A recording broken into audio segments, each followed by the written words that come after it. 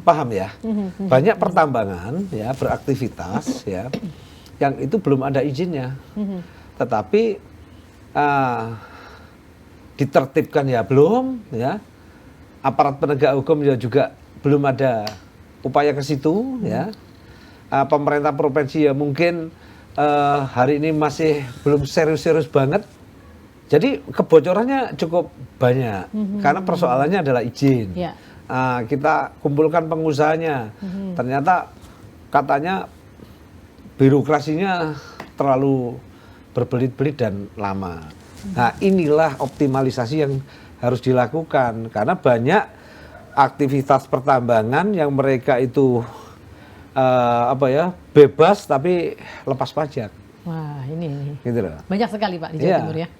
Tanahnya negara itu dibawa begitu saja, tidak bayar pajak, ya lalu lintasnya juga terganggu. Ya pertambangan ini harus tetap ramah lingkungan, ya, dan membawa dampak yang dampak kesejahteraan minimal di lingkungannya masing-masing. Siapapun yang berinvestasi di Jawa Timur, kita pastikan untung dan hubungannya simbiosis mutualisme, saling menguntungkan. Pertumbuhan ekonomi akan tinggi dan ini saling menguntungkan.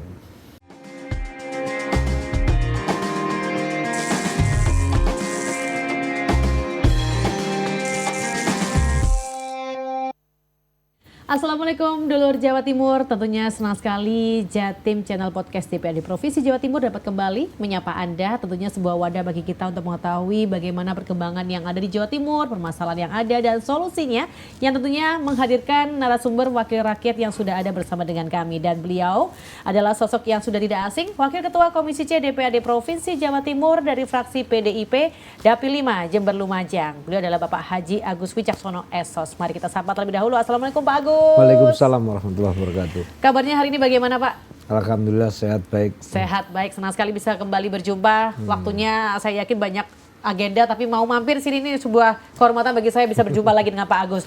Kita akan bahas di kesempatan kali ini, dulur Jawa Timur dan juga Pak Agus, optimalisasi pajak option mineral bukan logam batuan. Ini tentunya perlu kita ketahui bersama karena bisa dikatakan singkatannya tuh MBLB begitu ya Pak ya, pajak option MBLB, dan kita akan menggali seperti apa dan bagaimana aturannya seperti apa, langsung aja kita bersama Pak Agus. Pak Agus, sebetulnya pajak option ini apa sih? Karena yang diketahui oleh masyarakat tuh sebelumnya ada dua ya Pak ya. Pajak PKB atau pajak kendaraan bermotor dan juga pajak bea balik nama kendaraan bermotor atau BBNKB yang merupakan pajak option. Ternyata ada baru lagi nih pajak MBLB atau pajak mineral bukan logam dan batuan. Monggo Pak, silakan. Iya. Jadi berbicara soal kewenangan, awalnya kan dulu izin itu termasuk pembinaan dan pengawasan, itu kewenangan pemerintah kabupaten, kemudian ditarik ke pusat, dan akhirnya kembali pada dua kewenangan. Ya. Jadi untuk kewenangan untuk menarik pajak, ya, MBLB itu adalah kewenangan pemerintah kabupaten. Sedangkan kita itu punya kewenangan untuk menerbitkan izin, ya, izin usaha pertambangan. Kita dari penerimaan pajak kita mendapatkan 25% dari target yang tercapai. Dan aturan untuk pajak option ini sendiri bagaimana Pak? Aturannya berdasarkan Undang-Undang Nomor 1 Tahun 2022, ya, bahwa pajak option MBLB yaitu tadi kabupaten itu kewenangan untuk menarik pajak MBLB, sedangkan kita hasil dari 25% tadi bagaimana mendorong penerbitan izin baik eksplorasi maupun izin eksploitasi itu yang menjadi kewenangan pemerintah Jawa Timur provinsi, termasuk dalam hal pembinaan dan pengawasan. Contoh mineral bukan logam dan batuan atau MBLB itu seperti apa sih Pak?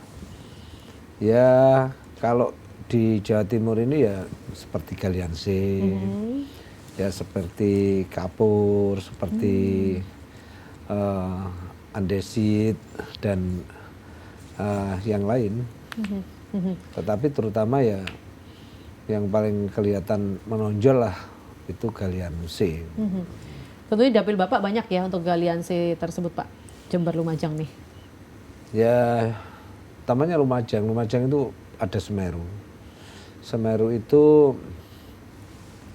ya standar untuk membangun tol itu wajib menggunakan pasir Semeru dan Merapi. Karena dari sisi kualitas ya terbaik se-Indonesia. Begitu. Jadi memang banyak. Bisa dikatakan kualitasnya paling super begitu ya Pak ya? Paling super. Menjualnya saja ada grade A, B, C, D, E sampai E. Sampai E Pak? Iya. Dan dipakai untuk tol tuh yang A? Ya nggak tahu, biasanya pengusaha dicampur antara A dan E. Iya.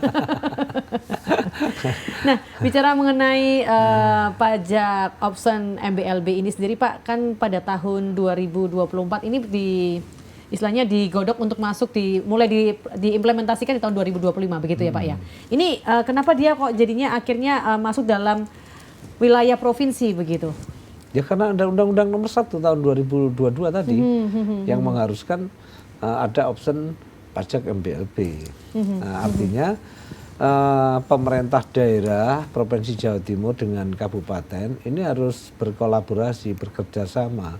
Bagaimana seluruh potensi MBLB yang ada di Jawa Timur ini benar-benar dioptimalkan. Banyak sekali, misalkan dari sisi perizinan, mereka secara izin masih belum ada, tetapi kegiatan penambangannya sudah jalan. Nah, itulah yang akan kita tertibkan. Kita tidak hanya melihat dari sisi pendapatannya saja, tetapi bagaimana dorongan pemerintah provinsi dan kabupaten kota agar pengusaha-pengusaha pertambangan ini mengurus izinnya, gitu. Agar mereka bukan hanya memberikan sebuah kontribusi pajak, tapi dari sisi lain bahwa pertambangan di Jawa Timur ini ramah lingkungan, tidak mengakibatkan kerusak lingkungan parah dan nanti akan mengakibatkan bencana, kan begitu. Yang kedua, mereka punya kewajiban CSR, Corporate Social Responsibility terhadap lingkungannya. Kemudian ada jaminan uang reklamasi yang diharuskan, diwajibkan dijaminkan di Bank Jatim ketika proses reklamasi itu tidak dilakukan oleh penambang. Jadi izin penting. Seberapa perlunya Pak optimalisasi pajak option MBLB bagi Jawa Timur saat ini? Sangat penting. Dengan pengurangan transfer ke daerah TKD 2,8. Kalau Lumajang itu pengurangannya 2,66 miliar. Belum Jember. Semua kabupaten kota terkurangi. Ya maka hari ini optimalisasi pendapatan asli daerah. Salah satunya adalah pajak option MBLB. Ini harus kita semangati agar pertambangan ini memberikan kontribusi besar terhadap pendapatan asli daerah kita melalui pajak option MBLB ini. Bisa sampai berapa Pak dari pajak option MBLB ini? Kalau secara keseluruhan kami masih belum bisa jawab ya. Targetnya mungkin? Ya. Tetapi mungkin dalam 2 hari ini memang ini tadi kan kita dari mengumpulkan sekorwil Bojonegoro. Ya. Jadi ada Bojonegoro, ada Tuban, ada Nganjuk, ada termasuk Mojokerto juga ikut ini tadi ya. Termasuk Gresik dan Lamongan ya. Nah, kami melihat ya artinya kita hanya dapat 25%. Ya. Tetapi kita juga punya tanggung jawab, katanya. ketika kabupaten kota ini memaksimalkan ya, mengoptimalisasikan hasil pajak MBLB, ya mereka kekuatan fiskal APBD-nya ya kuat, termasuk Jawa Timur. Jadi ya penting sekali ya anulah, lumayan luar biasa. Berarti bisa katakan kontribusinya memegang peranan cukup penting begitu? Iya, kalau 38 kabupaten kota targetnya seluruhnya ya triliun, Mbak. Terhadap PAD Jatim ya? Ya kalau untuk option karena kita 25% ya, kita masih di bawah 1 triliun. Gitu. Tapi ini kan harus kita maksimalkan, karena di beberapa potret daerah ya banyak sekali mereka yang misalkan aktivitas penambangannya 30 titik, tetapi yang mengandung izin hanya 11 titik. Wow. Nggak sampai separuh ya? Nggak separuh. Iya. Kenapa ini dibiarkan? Nah, ini solusi. Kita tidak saling menyalahkan satu sama yang lain ya. Tetapi berbicara penarikan ya pajak, ada yang berani menarik pajak ya, walaupun itu illegal mining, walaupun itu ilegal ya ditarik. Ada yang tidak berani karena begitu narik dianggap melegalkan yang ilegal. Paham ya? Banyak pertambangan ya beraktivitas ya yang itu belum ada izinnya, tetapi ditertibkan ya belum ya, aparat penegak hukum ya juga belum ada upaya ke situ ya. Pemerintah provinsi ya mungkin hari ini masih belum serius-serius banget untuk memberikan surat secara tertulis kepada pertambangan yang belum mengurus izin. Nah ini kan juga sebuah persoalan. Berarti bisa katakan itu adalah permasalahan-permasalahan yang melatar belakangi penarikan pajak option MBLB di Jawa Timur begitu Pak ya? Iya. Jadi kebocorannya cukup banyak karena persoalannya adalah izin. Ya. Kita kumpulkan pengusahanya, ternyata katanya birokrasinya terlalu berbelit-belit dan lama. Kalau untuk yang izin galian itu sebenarnya bagaimana sih Pak prosesnya? Apakah itu di ranah kabupaten kota atau langsung ke provinsi begitu? Kewenangannya adalah provinsi. Provinsi ya. Tetapi berbicara tata ruang ya, tata ruang itu kan ya keputusannya ada di kabupaten kota. Mana daerah pertambangan, mana wilayah pertanian berkelanjutan dan sebagainya itu kan keputusan mereka lah.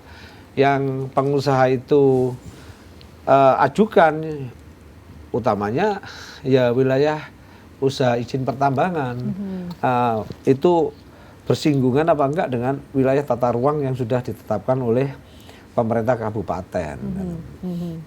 Baru nanti di DPMPTSP titik wilayah, artinya tidak harus ke DPMPTSP sebenarnya. Itu kita sudah ada Jatim online single submission, jadi melalui online bisa. Selanjutnya untuk berkas-berkas itu kan di SDM berkaitan dengan analisis dampak lingkungan dan sebagainya itu prosesnya di situ. Kalau bicara mengenai perspektif dari Komisi Pak terkait peningkatan akurasi data produksi tambang MBLB ini seperti apa urgensinya Pak? Kalau kita ya hanya bisanya mendorong ya, karena satu, kita tidak boleh overlap kewenangan. Kewenangan kita menerima 25, tapi ini harus kerja bareng ya. Artinya kerja bareng ya, soal izin itu kewenangannya pemerintah provinsi. Maka kita harus bisa memotret kenapa sih seperti Tuban, seperti Bojonegoro potensinya luar biasa MBLB-nya, tetapi untuk Bojonegoro untuk Tuban kok belum bisa memberikan kontribusi pajak MBLB yang cukup signifikan. Ya kendalanya masih banyak pertambangan yang liar. Pemerintah kabupaten Bapendanya kabupaten itu tidak bisa menarik karena mereka adalah ilegal. Padahal sebenarnya ya itu bisa dilakukan penarikan. Walaupun ilegal ya Pak? Walaupun ilegal, ketika ada aktivitas, ada transaksi, ada nilai ekonomi, itu bisa ditarik pajak. Kita tidak berbicara izinnya, dan itu diperkuat dengan edaran Menteri Dalam Negeri nomor 14 tahun 2025. Nah, inilah optimalisasi yang harus dilakukan karena banyak aktivitas pertambangan yang mereka itu bebas tapi lepas pajak. Wah, ini Gitu loh. banyak sekali Pak di Jawa Timur ya. Dari Ketika pemerintah kabupaten berupaya misalkan narik gitu, ya ada persoalan. Akhirnya disurati surat cinta. Gitu. Nah, inilah yang mau kita luruskan. diluruskan supaya semuanya Di sisi seragam lain, ya. mestinya tambang itu tidak tanahnya negara itu dibawa begitu saja, tidak bayar pajak, ya lalu lintasnya juga terganggu. Nah, kemudian jalan rusak diakibatkan truk pasir yang memang tonasenya Besar. berlebihan, ya akibatnya banyak. Berarti tentunya perlu kesadaran juga ya bagi mereka yang masih ilegal itu ya Pak ya? Sebenarnya sudah katanya pengusaha itu malah pinginnya ya legal, tapi beberapa persyaratan yang tidak bisa dipenuhi gitu loh. Olahannya harus sekian hektar dulu. Apalagi ini ada surat edaran terbaru Ya. dari Menteri SDM Terkait ya, apa ini Pak? terkait jaminan reklamasi.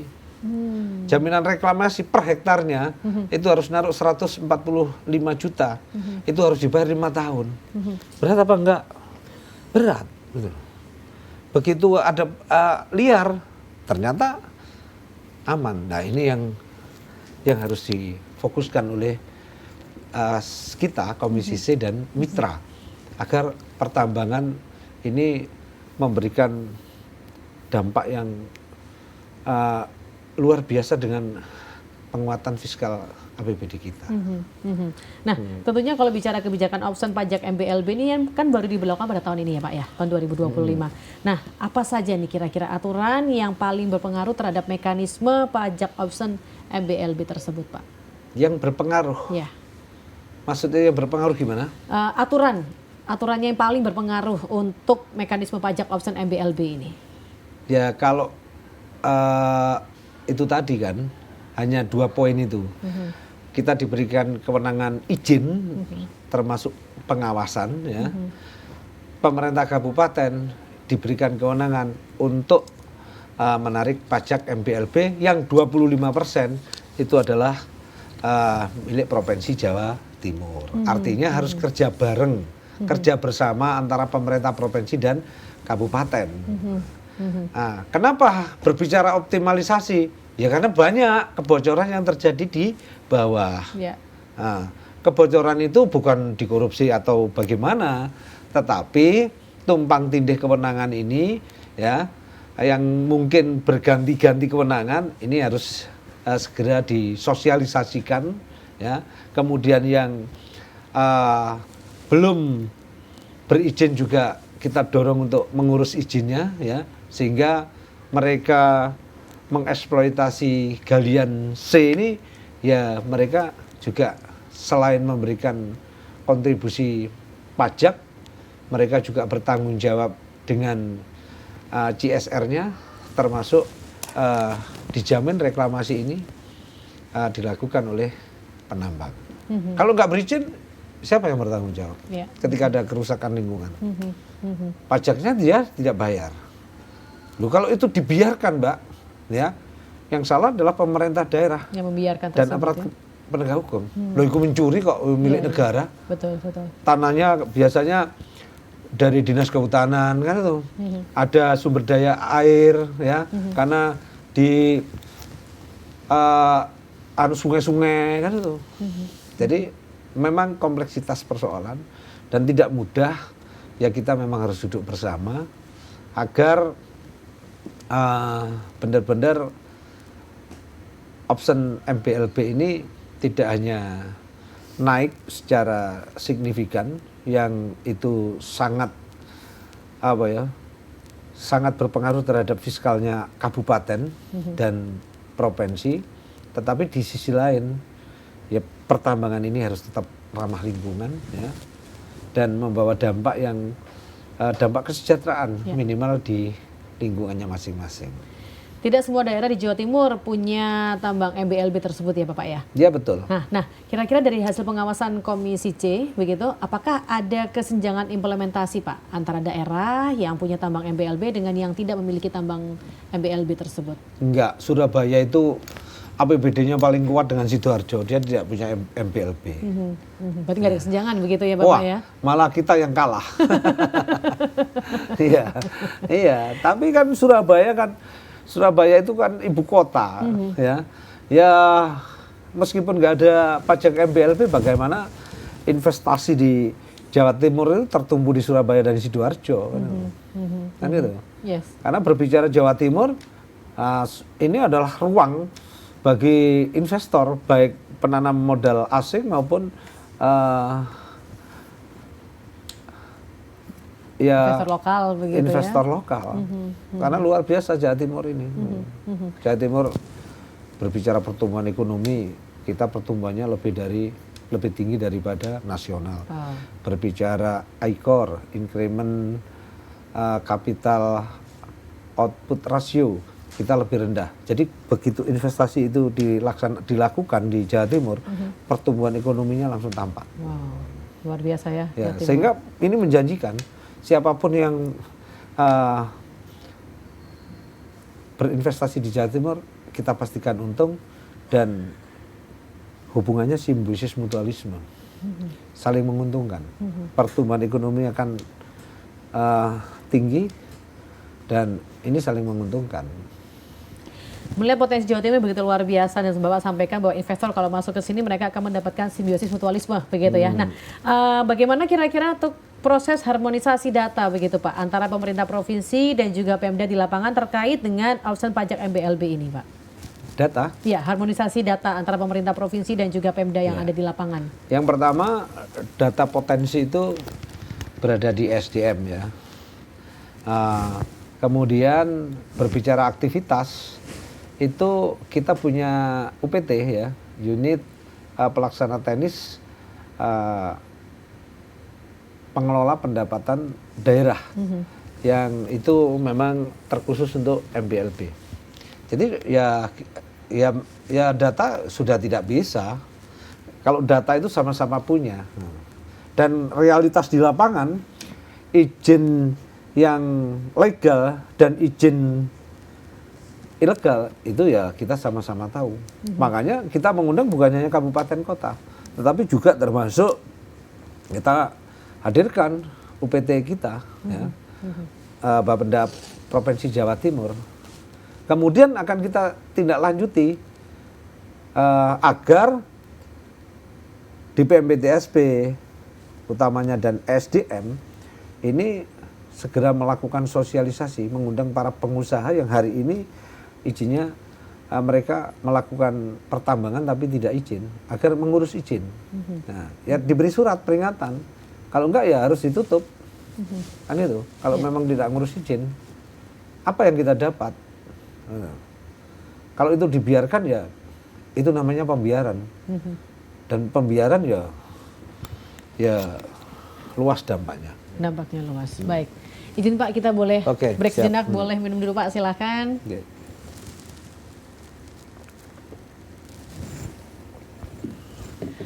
Baik, di luar Jawa Timur kita masih membahas tentang optimalisasi pajak option mineral bukan logam dan batuan atau MBLB bersama dengan Bapak Haji Agus Wicaksono SOS, Wakil Ketua Komisi C DPRD Provinsi Jawa Timur dari fraksi PDIP Dapil 5 Jember Lumajang. Nah, Pak Agus, ini terkait tentang harmonisasi data, kemudian kalau dibiarkan ini juga akan memberikan efek yang tidak sedikit begitu, akan meluas gitu dampaknya, begitu kan ya. Nah, kira-kira untuk sektor tambang MBLB yang dimana sering mendapat sorotan terkait potensi kebocoran pendapatan, di titik mana sih Pak kebocoran pajak option MBLB yang paling berpotensi terjadi menurut pengamatan dari Komisi C? Iya, ya mereka yang tidak berizin, mereka yang ilegal dan melakukan aktivitas pertambangan, sehingga pemerintah kabupaten nggak bisa narik pajak. Nah, kalau mau narik pajak, ya dikatakan melegalkan yang ilegal, itu yang pertama, sehingga kan lolos dari pajak. Nah, yang kedua, sebenarnya sudah ada baik undang-undang maupun edaran Mendagri bahwa itu bisa dipungut ketika ada aktivitas, ada transaksi, dan ada nilai ekonomi, maka wajib dipungut pajak. Tetapi ketika mengungut pajak, mereka bermasalah, ada surat cinta dan sebagainya. Tapi di sisi lain, ilegal tetap berjalan. Itu yang mau kita duduk bersama. Apakah sejauh ini mungkin ada pengawasan lapangan yang sudah diperkuat begitu Pak? Mungkin dari sisi SDM ataupun juga dari peralatan? Diperkuat gimana? Untuk pengawasannya supaya yang ilegal-ilegal tersebut kita bisa ya tahu. Sudah begitu? tahu, meskipun besok kita tangkap ya kita tahu, gitu loh. Iya, iya. Tapi kan kita tidak seperti itu pemerintah. Tetapi ada langkah-langkah yang harus dilakukan. Nah, disitulah kita duduk bersama. Disitulah kita langkah-langkah optimalisasi sudah kita mulai. Karena berbicara pendapatan, ya melihat potensi Jawa Timur dengan aktivitas pertambangan galian C itu sangat dimungkinkan untuk memberikan kontribusi PAD yang cukup besar. Kira-kira estimasi potensi peningkatan PAD Jatim dari optimalisasi pajak offset MBLB ini sampai berapa Pak? Kalau mungkin jika data dan sistem bisa berjalan dengan lebih baik? Ya 2 kali lipat ini. 2 kali lipat? Wow. Iya. Sangat besar ya Pak? Udah sangat besar. Antara yang legal dan ilegal, banyak yang ilegal. Iya kata Bapak ya hanya 11 yang sudah legal, sisanya dari 30 itu belum. Iya. Belum legal. Dan ini kita pertanggungjawabkan, ditonton orang banyak. Ya kita tunjukkan nanti. Jadi semua data sudah kita dapat. Dan kabupaten ya itu terus terang gitu loh. Memang terjadi ya ini kan tidak saling menyalahkan. Ya. Karena beberapa proses izin itu dirasa lama, dirasa mahal, tidak transparan. Nah, sebenarnya di mana mahalnya, di mana tidak transparannya, di mana lamanya. Nah, setelah kita gali ternyata ya tidak boleh menyalahkan satu sisi DPM PTSP maupun SDM. Ternyata mereka bertentangan dengan wilayah tata ruang yang sudah ditetapkan oleh kabupaten. Ya sehingga tidak bisa diproses. Gitu. Karena dianggap itu bukan wilayah pertambangan tapi wilayah misalkan wilayah pertanian berkelanjutan yang sudah ditetapkan kabupaten. Ini tadi yang kita peroleh. Pengusahanya kita undang, ya, badan pengelola pendapatannya kabupaten dan provinsi juga kita undang, sehingga kita tahu berapa sih aktivitas kegiatannya di kabupaten kamu. Sekian, berapa yang legal, berapa yang ilegal, berapa targetmu, berapa yang hari ini kamu dapatkan. Sehingga sebenarnya secara terbuka kabupaten sebenarnya potensinya, ya kita bisa misalkan tadi bisa menyumbangkan berapa ya 400 berapa gitu. Sebenarnya kita itu bisa memberikan potensi pajak itu sampai 3 miliar. Loh, kenapa tidak? Nah, ternyata yaitu tadi banyak ilegal mining tapi beraktivitas. Dia tidak punya kewenangan untuk menutup atau bagaimana gitu loh. Nah, dikatakan oleh Bapak tadi, Pak Agus mengatakan bahwa kalau estimasi potensi peningkatan PAD Jatim bisa 2 kali lipat begitu ya jika pajak offset MBLB ini bisa berjalan dengan lebih baik begitu ya. Nah, kira-kira efek peningkatan pendapatan ini terhadap infrastruktur dan juga pembangunan sosial di daerah penghasil tambang seperti apa Pak jika terjadi lonjakan 2 kali lipat ya seperti yang disampaikan oleh Pak Agus tadi? Ya otomatis kalau mereka berizin ya mereka punya kewajiban memberikan corporate social responsibility ya terhadap lingkungannya ya entah itu untuk perbaikan infrastruktur di daerahnya atau memberikan ya bantuan apapun yang bersifat CSR. Begitu. Ya berdampak. Dampak Bapak ya. Tapi kalau misalkan mereka tidak berizin, ya tidak ada tanggung jawab, termasuk reklamasinya.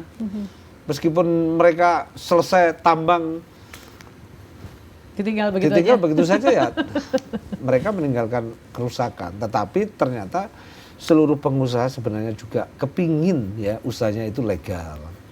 Tetapi di sisi lain mungkin perlu ada sosialisasi, perlu ada perumusan bersama, perlu antara DPRD untuk perda kita ada penyederhanaan ya berkaitan dengan izin usaha, izin pertambangan, termasuk nanti di peraturan gubernurnya.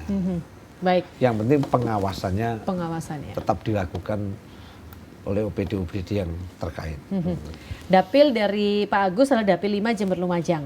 Disampaikan tadi di awal bahwa memang daerah tersebut potensi pertambangan MBLB-nya sangat besar, salah satunya adalah pasir. Pasir Lumajang sangat baik, ada grade A sampai E begitu ya Bapak ya. Iya. Nah, tentunya ada aktivitas MBLB kah yang menjadi perhatian dari Bapak Agus begitu, baik dari aspek kepatuhan pajak maupun juga dampak lingkungan? Iya, jadi kalau di Lumajang walaupun masih self assessment, ya itu sistem penarikan pajak yang menurut saya ya masih bisa terjadi banyak kebocoran ya. Tetapi apresiasi kami pemerintah provinsi, mereka selain berkolaborasi dengan UPT kita, termasuk melibatkan dalam hal ini aparat penegak hukum ya untuk pengelolaan pendapatannya. Jadi sangat disupport ya. Jangan sampai ini tanah negara hanya dibawa begitu saja dan tidak memberikan dampak pendapatan melalui pajak, sehingga sangat disayangkan. Untuk targetnya ini tahun 2006 akan meningkat ya, sesuai pernyataannya apa yang disampaikan oleh BPRD yang ada di Lumajang. Jadi untuk 2025 ini 15 miliar. Untuk target yang akan datang itu 20 miliar. Tentu saja sebenarnya masih bisa ditingkatkan. Masih bisa ditingkatkan. Sangat bisa. Sangat bisa. Yeah.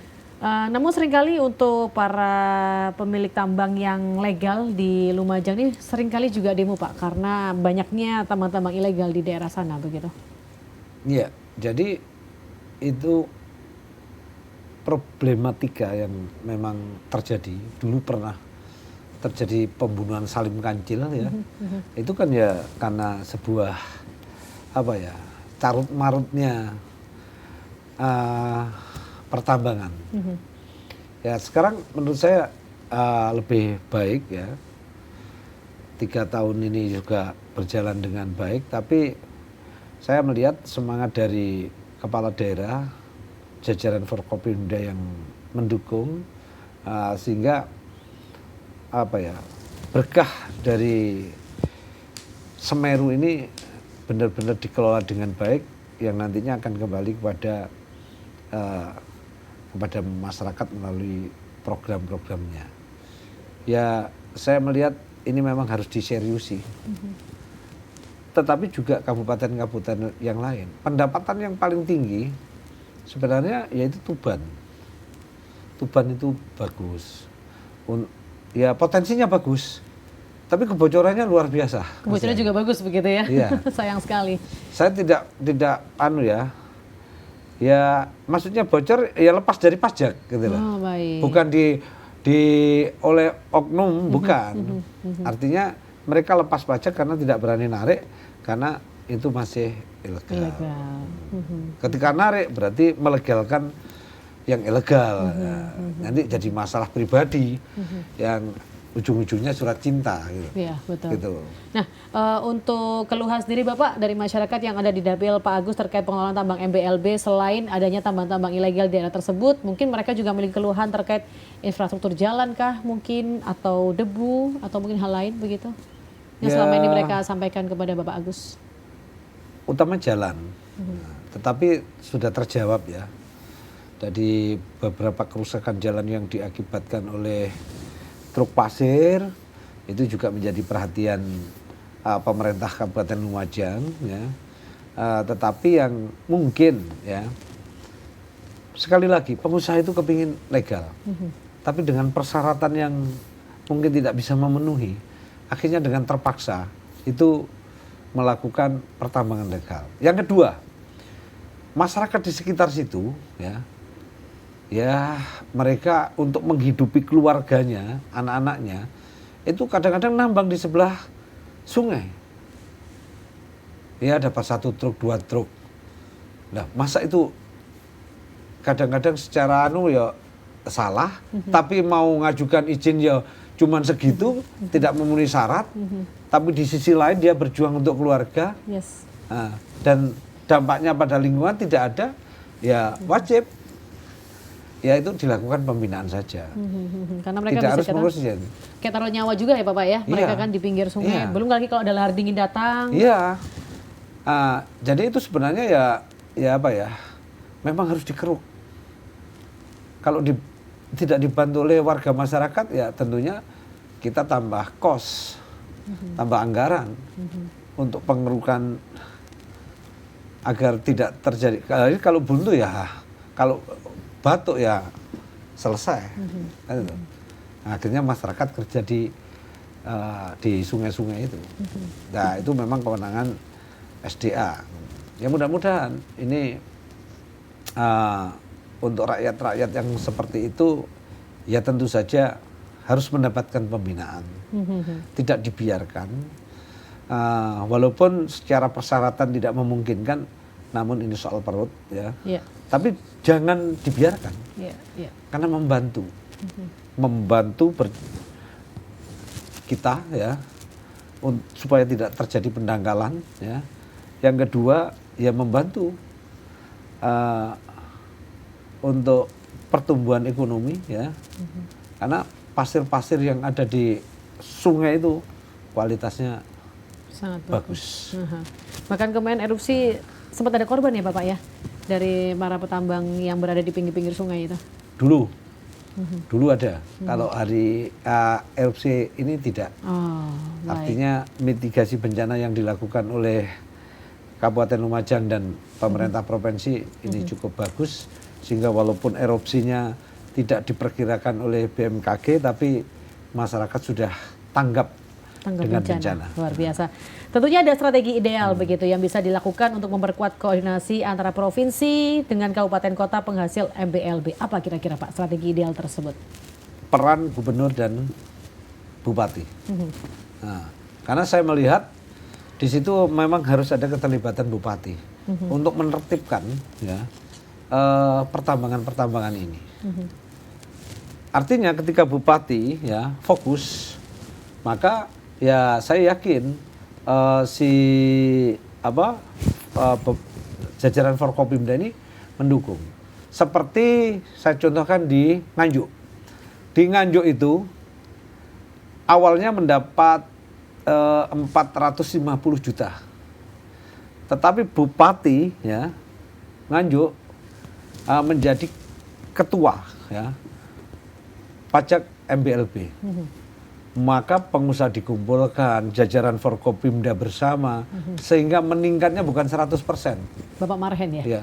Sekarang ini 2025, targetnya 500, mendapatkannya 3 miliar lebih. Nah itu, seperti tadi, kalau ini optimalisasi ini benar-benar 2 kali lipat. Kalau yang Nganjuk bukan 2 kali lipat. Peran bupati, juga peran gubernur berkaitan dengan bagaimana seluruh proses perizinan ini lebih mudah, transparan, tidak ada pungli, tidak ada pungutan, sehingga semuanya berjalan dengan baik. Pajak MBLB naik, mereka tetap melaksanakan kewajibannya, ya, baik proses reklamasi maupun CSR-nya, termasuk memberikan pajak yang tertib. Yang terhadap penting kita. tidak merusak lingkungan juga ya Pak ya. Ya wajib itu. Wajib tuh. Itu yang utama. Jadi begitu izin itu mau dikeluarkan, dipastikan analisis dampak lingkungan, dampak sosialnya sudah tidak ada masalah.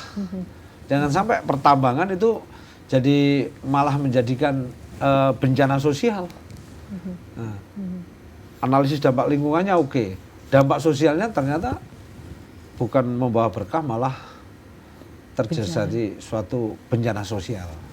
Ada pesankah yang disampaikan oleh Pak Agus kepada masyarakat dan juga pelaku usaha agar mendukung optimalisasi pendapatan daerah melalui pajak option MBLB? Monggo silakan disampaikan. Jadi undang-undang ini memang tergolong baru dan kita baru melaksanakan tahun 2024 ya.